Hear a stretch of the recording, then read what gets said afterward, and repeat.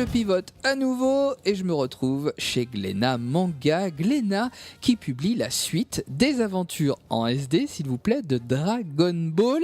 C'est dans le tome 4 donc de Dragon Ball SD, tout en couleur, enfin presque, puisque les bonus de fin de volume sont en noir et blanc, mais le manga en lui-même est en couleur.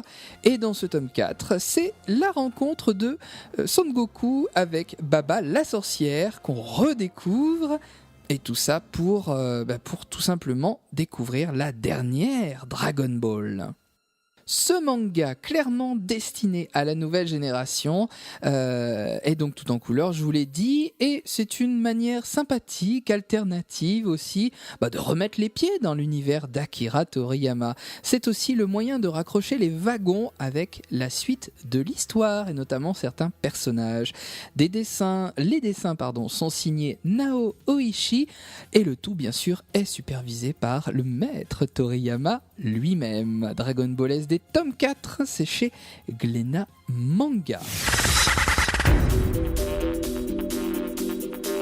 Changement de registre avec Mariage, la suite des Gouttes de Dieu qui se présente dans son deuxième tome.